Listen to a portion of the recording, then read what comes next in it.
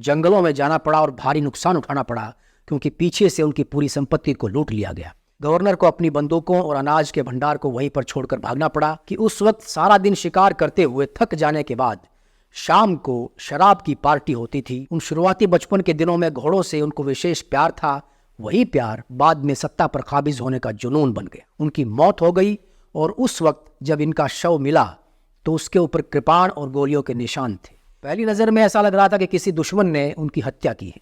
उन्होंने गुजरांवाला के आसपास के जंगलों में जंगली सुअर और हिरणों का शिकार करते हुए खर्च किए, लेकिन माई सदा कौर ये त्याग नहीं कर पाई।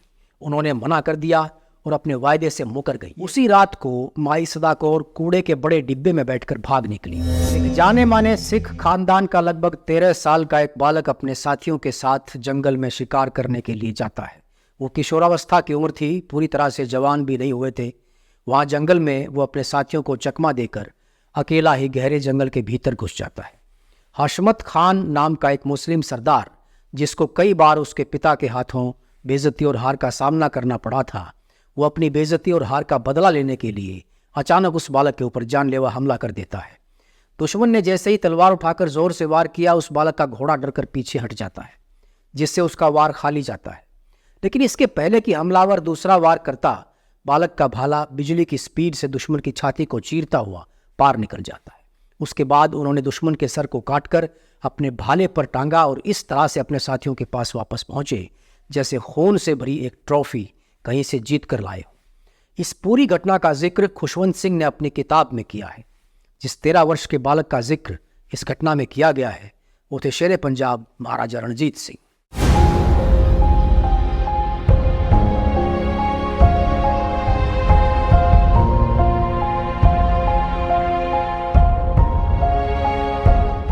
दोस्तों नमस्कार, सत श्री अकाल, आदाब, स्वागत है आपका आपके अपने चैनल महकता इंडिया पर। अगर चैनल को सब्सक्राइब नहीं किया है या चैनल पर नए हैं तो इंतज़ार किस बात का, सब्सक्राइब कर लीजिए और बेल आइकन को ज़रूर दबाएं ताकि आने वाले वीडियोस के नोटिफिकेशंस आपको मिलते रहें। आज बात उसी महान शासक की जिनका नाम था महाराजा रणजीत सिंह। वीडियो को पूरा देखें, कई ऐसी जानकारियाँ आपको आज इस वीडियो से मिलने वाली हैं जो उनके बारे में आप शायद नहीं जानते हों। बात शुरू से शुरू करेंगे। रणजीत सिंह के पूर्वज सीधे साधे किसान थे और पशु पालकर गुजारा किया करते थे। उस परिवार में सबसे पहले आदमी जिनका कुछ नाम हुआ और जिनको लोग जानने लगे थे वो थे सरदार बुद्ध सिंह। इन्होंने खुद श्री गुरु गोविंद सिंह जी के हाथों से अमृत छका था। ये एक घोड़ी रखते थे और पंजाब के मैदानी इलाकों की यात्रा किया करते थे। सन 1718 में उनकी मौत हो गई और उस वक्त जब इनका शव मिला तो उसके ऊपर कृपाण और गोलियों के निशान थे। पहली नज़र में ऐसा लग रहा था कि किसी दुश्मन ने उनकी हत्या की है। जागीर के तौर पर अपने बेटों के लिए कुछ गांव छोड़कर गए थे जो उनकी आमदनी का जरिया थे। इसके अलावा कुछ दूसरे आसपास के गांव भी थे जिनको सुरक्षा देनी होती थी और बदले में वहां से इनको प्रोटेक्शन टैक्स मिलता था जिसको राखी कहा जाता था। बुद्ध सिंह के बेटे थे नवद सिंह, जिन्होंने सुकरचक गाँव को बसाया और उसकी किलेबंदी की, जिसकी वजह से वो बाद में सुकरचकिया कहलाए। दूसरी मिसलों की सेनाओं के साथ मिलकर इन्होंने अहमद शाह अब्दाली के साथ कई लड़ाइयाँ लड़ी और जैसे जैसे अफगान पीछे हटते गए इन्होंने रावी और झेलम के बीच के इलाकों पर कब्जा कर लिया। सन 1752 में एक लड़ाई के दौरान उनकी मौत हो गई। नवद सिंह के बड़े बेटे चढ़त सिंह ने अपना हेड ऑफिस यानी मुख्यालय गांव सुकरचक से गुजरांवाला में शिफ्ट कर दिया और शहर के चारों तरफ लड़ाई के लिए मोर्चे तैयार कर लिए। उस वक्त का लाहौर का अफगान गवर्नर एक छोटी सी फौज लेकर सरदार चढ़त सिंह को पकड़ने के लिए वहां पहुंचा, लेकिन उन्होंने गवर्नर को वापस लाहौर भागने पर मजबूर कर दिया। गवर्नर को अपनी बंदूकों और अनाज के भंडार को वहीं पर छोड़कर भागना पड़ा, जिस पर सिंघों ने कब्जा किया। अपनी इस जीत से उत्साहित होकर चढ़त सिंह ने वजीराबाद, अहमदाबाद और रोहतास को जीतकर अपने इलाके में मिला लिया। जब अहमद शाह अब्दाली अफगानिस्तान से यहाँ आया तो सरदार चढ़त सिंह को जंगलों में जाना पड़ा और भारी नुकसान उठाना पड़ा क्योंकि पीछे से उनकी पूरी संपत्ति को लूट लिया गया। अब्दाली ने गुजरांवाला में सरदार चढ़त सिंह के द्वारा की गई पूरी किलेबंदी को मिट्टी में मिला दिया। उसके बाद अफगान जब दिल्ली में अफगानिस्तान की वापसी यात्रा पर थे तो उस वक्त सरदार चढ़त सिंह ने दूसरे सरदारों के साथ मिलकर उन पर कई दफ़ा हमले किए और उनके माल को लूटकर बदला लिया। उन्होंने दोबारा से गुजरांवाला के चारों तरफ मोर्चे बनाए और आसपास के इलाकों पर फिर से कब्जा कर लिया। सरदार चढ़त सिंह के 14 साल के बेटे महासिंह को अपने पिता से बहादुरी और महत्वाकांक्षा विरासत में मिली। उन्होंने जींद के राजा गजपत सिंह की बेटी से शादी की और दूसरे मिसलदारों में अपनी स्थिति को मजबूत किया। किलेबंद शहर गुजरावाला में उन्होंने गढ़ी महासिंह के नाम से एक किला भी बनवाया। उसके बाद अपने घुड़सवारों की संख्या बढ़ाकर 6000 कर दी और दूसरे इलाकों को जीतकर अपने इलाके को बढ़ाते रहे। उन्होंने एक मुस्लिम कबीले से रसूल नगर को जीत लिया और फिर उसके बाद अलीपुर, पिंडी भट्टियां, साहिवाल, ईसा खेल और सियालकोट को जीतकर अपने इलाके में मिला लिया। रणजीत सिंह जी के बचपन के बारे में जो जानकारी है उसके मुताबिक उन पर चेचक का जबरदस्त हमला हुआ, जिससे उनकी बाईं आंख चली गई और उनके चेहरे पर चेचक के दाग भी हो गए। सरदार महासिंह के पास बेटे के लालन पालन की तरफ ध्यान देने का वक्त नहीं था और ना ही उस वक्त की परंपराओं ने मां राजकौर को भी उनकी तरफ ज्यादा ध्यान देने का मौका दिया, क्योंकि उनको जनाना में एकांतवास में रहना पड़ता था। ये एक ऐसी परंपरा थी जिसको रूलिंग क्लास सिख खानदानों में मुसलमानों से अडॉप्ट किया गया था।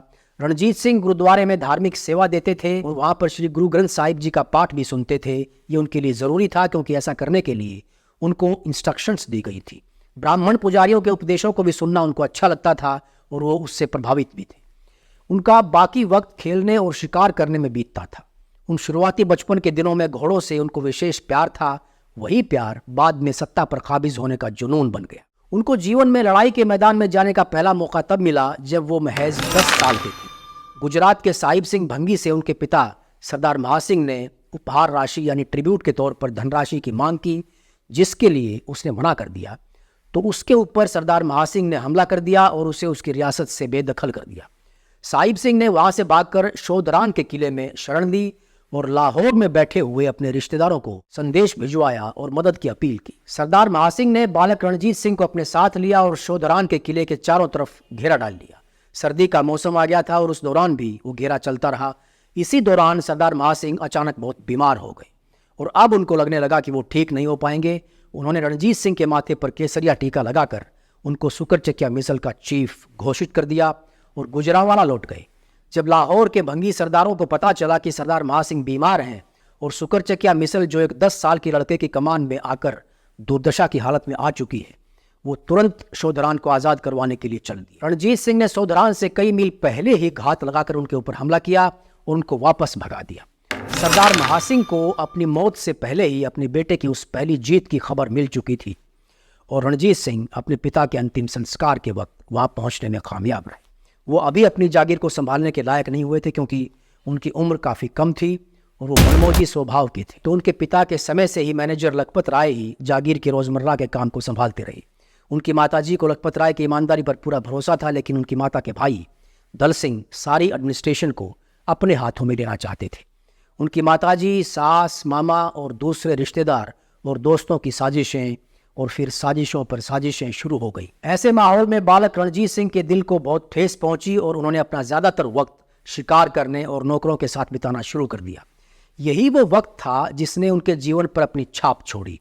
उन लोगों को वो हमेशा शक और संदेह की नज़र से देखते थे जो उनसे ज़्यादा प्यार जताते थे या फिर व्यवहार में काफ़ी मिठास जिनके होता था, और झगड़ालू लोगों के लिए उनके मन में घृणा पैदा हो गई। दंगावाला और तकरारी जैसे शब्द उनकी डिक्शनरी में गाली के रूप में शामिल हो चुके थे। वो अक्सर इन शब्दों का अपनी भाषा में इस्तेमाल किया करते थे। उनका ज़्यादातर वक्त किसी लड़ाई में या फिर शिकार के लिए पीछा करते हुए बीतता था, तो उन्होंने घुड़सवारी और निशानेबाजी करना अच्छी तरह से सीख लिया था। खुशवंत सिंह अपनी किताब रणजीत सिंह महाराजा ऑफ द पंजाब में कहते हैं कि उस वक्त सारा दिन शिकार करते हुए थक जाने के बाद शाम को शराब की पार्टी होती थी, इसलिए जीवन के शुरुआती दिनों में ही उनका शराब से परिचय हो गया था।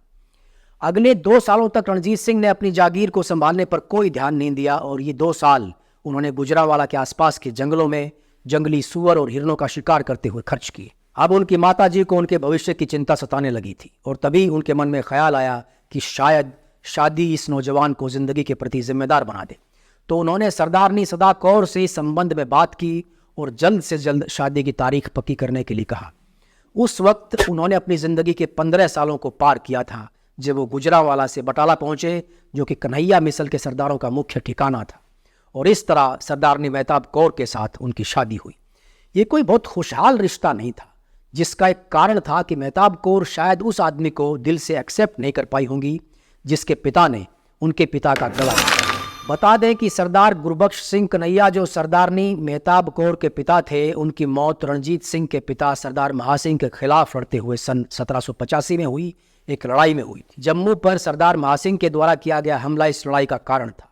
खैर, जैसे जैसे वक्त बीतता गया इस रिश्ते के बीच भी सहजता आती गई। मेहताब कौर की मां सरदारनी सदा कौर एक चालाक और महत्वाकांक्षी महिला थी। उनका मेन फोकस इस बात पर था कि सुकरचकिया मिसल के उत्तराधिकारी उनका अपना खून हो, जिससे कि कन्हैया मिसल भी, जिसकी वो खुद चीफ थी, वो सुरक्षित और ताकतवर बने। वहीं रणजीत सिंह भी एक बहुत महत्वाकांक्षी व्यक्ति थे और उनके हित भी कन्हैया मिसल के साथ संबंध बनाने से पूरे होते थे। तो कुल मिलाकर दोनों पक्षों की सोच एक दूसरे के एंटी होने के बावजूद भी कहीं ना कहीं वो अपनी महत्वाकांक्षाओं की वजह से एक पॉइंट पर सहमत हुए और एक दूसरे को बेहतर समझने लगे कि दोनों के हित इसी में है कि ये रिश्ता और मजबूत हो। सन 1797 में सदा कौर ने रणजीत सिंह से मदद की पहली बार अपील की जब रामगढ़ियों से उनको खतरा महसूस हुआ। तो रणजीत सिंह ने रामगढ़ियों के किले को घेर लिया ताकि कन्हैयाओं पर से उनकी पकड़ ढीली हो। वहाँ से अपना काम पूरा करके जब वो वापस गुजरांवाला को जा रहे थे तब 3 दिन तक लाहौर में भंगी सरदारों के पास एक मेहमान के तौर पर रुके। वहाँ पर उनको लाहौर शहर में उस वक्त चल रहे सारे मामलों का पता चला और लाहौर शहर की सुरक्षा के बारे में बहुत ही वैल्यूएबल इंफॉर्मेशंस उनको वहाँ से मिली। अब रणजीत सिंह के मन में सत्ता पाने की लालसा पूरी तरह से जन्म ले चुकी थी। अभी अभी जो कैंपेन उन्होंने किया था रामगढ़ियों के खिलाफ, वहाँ उनको पता चला कि सदा कौर की लीडरशिप में कन्हैया मिसल उतनी ताकतवर नहीं थी जितना उन्होंने सोचा था। उनकी खुद की स्थिति और मजबूत हो जाएगी अगर वो कुछ दूसरी मिसलों को अपनी तरफ करने में कामयाब हो जाते हैं। उन्होंने नक्कई मिसल के चीफ को अपनी तरफ से प्रस्ताव भेजा और सन 1798 की शुरुआत में नक्कई मिसल के सरदार की बहन से शादी कर ली। ये शादी उनकी पहली शादी से ज्यादा सफल हुई। उनकी दूसरी पत्नी का नाम वही था जो उनकी माता जी का था, यानी सरदारनी राजकौर। उनके जीवन में और भी दूसरी रानियां थी, लेकिन जितना सम्मान वो रानी राजकौर का करते थे उतना किसी और का नहीं। रानी राजकौर का नाम बाद में बदलकर दातार कौर रख दिया गया, लेकिन जिस नाम से वो ज्यादा प्रसिद्ध हुई वो था माई नक्कई। दूसरी शादी के बाद रानी मेहताब कौर को एक कारण मिल गया और वो अपने मायके बटाला चली गई और इसके बाद वो अपने ससुराल में कभी कभार ही जाती थी। उनकी माँ सदा कौर भी काफ़ी परेशान हुई इस बात से, लेकिन वो रणजीत सिंह के कई शादियों के विचार से सहमत हो गई क्योंकि उन्होंने कुछ दूसरा सोचा हुआ था। जैसा कि हमने आपको पहले बताया था कि उत्तराधिकारी उनकी अपनी बेटी की औलाद ही होगी, ये वो सोचती थी। माई मेहताब कौर से महाराजा को 2 बेटे थे, शेर सिंह और तारा सिंह। उनकी नानी सदा कौर ने वादा किया था कि शेर सिंह को जवान होने पर कन्हैया मिसल की जिम्मेदारी सौंप देंगी और खुद इस्तीफा दे देंगी। जब शेर सिंह 12 साल के हुए तो महाराजा ने उनको गंदगढ़ के लड़ाई अभियान पर यूसुफजइयों के खिलाफ दीवान रामदयाल की अगुवाई में भेज दिया, जहां दीवान रामदयाल बहादुरी से लड़ते हुए शहीद हो गए और युवा शेर सिंह ने उस अभियान में बहुत अच्छा काम किया। तो उनके वापस आने पर महाराजा ने माई सदा कौर को उनके द्वारा किया वायदा याद दिलाया और प्रिंस शेर सिंह को कन्हैया मिसल का चीफ बनाने के लिए कहा, लेकिन माई सदा कौर ये त्याग नहीं कर पाई। उन्होंने मना कर दिया और अपने वायदे से मुकर गई। यही नहीं, उन्होंने छुपकर दूसरी तरफ अंग्रेजों से बात भी शुरू कर दी कि वो उनको सुरक्षा दें, लेकिन इस पूरी कार्रवाई की भनक महाराजा को लग गई। उन्होंने माई सदा कौर को अपने दरबार में हाजिर होने का हुक्म दिया, जहां पर उन्होंने गुस्से में उनका किया वायदा याद दिलाया। उसी रात को माई सदा कौर कूड़े के बड़े डिब्बे में बैठकर भाग निकली, लेकिन सिपाहियों ने उनको पकड़ लिया और उनको एक किले में कैद किया, जहां पर कुछ ही दिनों के बाद उनकी मौत हो गई। महाराजा रणजीत सिंह ने बटाला की जागीर प्रिंस शेर सिंह को सौंप दी और वो चालाक महिला आखिर अपने द्वारा दूसरों के लिए खोदे गए गड्ढे में खुद गिर गई। वहीं दूसरी तरफ माई सदा कौर ने ऐसा नहीं कि बुरा ही किया। उनके पिता की मौत के बाद माई सदा कौर ने इस सेना और धन से महाराजा की मदद की थी, जिससे उन्होंने अमृतसर और लाहौर को जीता था और उस बुरे वक्त में इस तरह से माई सदा कौर ने ही महाराजा की मदद करके उनको बर्बाद होने से बचाया था। सन 1790 में पंजाब के नक्शे को अगर आप देखोगे तो वो एक उलझी हुई पहेली जैसा नजर आता था, जो कि अलग अलग 14 टुकड़ों में बटा हुआ था और जिनको चारों तरफ से 5 तीर भेदते हुए नजर आते थे। अब आपको समझाते हैं इसका पूरा मतलब। 14 टुकड़ों में 12 तो सिख मिसलें थी जिनका पंजाब के बड़े हिस्से पर कब्जा हो चुका था, और बाकी बची 2 तो एक कसूर जो कि लाहौर के बिल्कुल बगल में थी और जिस पर पठानों का कब्जा था, और दक्षिणी पूर्व की तरफ हासी जिस पर अंग्रेजों का कब्जा था और वहां जॉर्ज थॉमस बैठा हुआ था। 5 तीर जिन्होंने इनको चारों तरफ से घेरा हुआ था वो थे नॉर्थ वेस्ट की तरफ से अफगान, नॉर्थ की तरफ कांगड़ा के राजपूत, नॉर्थ ईस्ट की तरफ गोरखा और ईस्ट की तरफ अंग्रेज, और साउथ ईस्ट की तरफ से मराठा। जितनी भी सिख मिसलें थी वो खालसा जी के झंडे के नीचे इकट्ठा थी, जिसकी स्थापना 50 साल पहले हुई थी, जब अहमद शाह अब्दाली ने भारत पर हमले शुरू किए थे। और ये सारी मिसलें सरदार जस्सा सिंह आहलूवालिया की लीडरशिप में लड़ रही थी। इन सभी में 4 मिसलें मेन थी, कन्हैया, नक्कई, आहलूवालिया और भंगी मिसलें। इनमें से 2 के साथ तो रणजीत सिंह ने वैवाहिक संबंध बनाकर रिश्ते पहले से ही मजबूत कर लिए थे। तो आहलूवालिया मिसल को उस वक्त सरदार फतेह सिंह लीड कर रहे थे, जो कि एक काबिल व्यक्ति थे, और क्योंकि वो सरदार जस्सा सिंह जी आहलूवालिया के वंशज थे तो सिखों के बीच उनकी खास इज्जत थी। फतेह सिंह आहलूवालिया के साथ रणजीत सिंह ने दोस्ती करने का फैसला किया। अब बचे भंगी सरदार तो उनके साथ रणजीत सिंह के इंटरेस्ट नहीं मिलते थे। लाहौर, अमृतसर, गुजरात शहर और उत्तरी पंजाब का एक बड़ा हिस्सा भंगियों के कब्जे में था। रणजीत सिंह ने भंगी मिसल सरदारों की ताकत को तोड़ने और बाकी मिसलों को भी अपने कब्जे में करने के लिए सोचा। उधर अहमद शाह अब्दाली के पोते शाह जमन ने पंजाब की तरफ अपनी सेना के साथ बढ़ने का फैसला किया। वो अपने पूर्वजों के खोए हुए इलाकों को दोबारा से पाने की कोशिश में हिंदुस्तान की तरफ चल पड़ा। 1793 में शाह जमन को तैमूर से उत्तराधिकारी के रूप में तख्त मिला था। सन 1797 और उसके अगले साल उसको सफलता मिल गई और बिना सिखों के किसी खास विरोध के उसने लाहौर पर कब्जा कर लिया। जिनमें से ज़्यादातर सिख सरदारों की पॉलिसी वही थी कि सीधी और तीखी लड़ाई से बचा जाए और अफगान सेना को पीछे से हमला करके उसके सामान को लूट कर उसको परेशान किया जाए। वहीं कुछ सिख सरदारों का मानना था कि शाह जमन के साथ अच्छे संबंध रखना बेहतर होगा, और उन्होंने लाहौर में उससे मुलाकात की और उसको भेंट के रूप में पैसा दिया। इस दौरान शाह जमन को अफगानिस्तान में उठी किसी समस्या की वजह से वापस जाना पड़ा, तो रणजीत सिंह लाहौर आ गए। उस वक्त झेलम नदी में बाढ़ आई हुई थी, तो उस बाढ़ में नदी को पार करते हुए अफगान बादशाह की 12 तोपें नदी में बह गई। उसके पास इतना वक्त नहीं था कि वो उनको नदी से निकालने तक वहाँ पर प्रतीक्षा करे, तो उसने रणजीत सिंह को ऑफर दिया कि अगर वो उसकी तोपों को निकाल कर उस तक पहुंचा दे तो उनको लाहौर शहर सौंप देगा और लाहौर के पूरे क्षेत्र में रणजीत सिंह को राजा की उपाधि दी जाएगी। रणजीत सिंह इस काम के लिए राजी हो गए और 8 तोपें पानी से निकालने में कामयाब रहे। वो तोपें उन्होंने पेशावर भिजवा दी। शाह जमन ने भी अपना वादा पूरा किया और इस तरह एक बेहतर मौका सिख सरदार को मिल गया। भंगी सरदारों के बच्चों का अभी भी लाहौर पर कब्जा था। लहना सिंह और शोभा सिंह के बेटे मूर्ख और अय्याश थे, और तीसरा साहिब सिंह जो अकेला क्षमता वाला व्यक्ति था वहाँ पर मौजूद ही नहीं था। लाहौर के लोगों को भंगियों का ज़बरदस्ती वसूली वाला शासन पसंद नहीं था, तो उन्होंने लाहौर के सारे दरवाजे खोलकर रणजीत सिंह का स्वागत किया। भंगी सरदारों के दोनों बेटे बिना किसी विरोध के वहाँ से भाग गए। सन 1799 में लाहौर पर कब्जे के साथ ही मात्र 20 साल की उम्र में राजा की उपाधि के साथ रणजीत सिंह वहाँ के ताकतवर मुखिया बन चुके थे। उनकी इस सफलता से बाकी सिख सरदार घबरा गए। विशेष रूप से भंगी लाहौर पर कब्जे का बदला लेने के लिए काफ़ी उत्सुक थे। अगले ही साल उनके खिलाफ एक गठबंधन बनाया गया, जिसमें प्रमुख थे सरदार जस्सा सिंह रामगढ़िया, पटियाला के साहिब सिंह और गुलाब सिंह भंगी।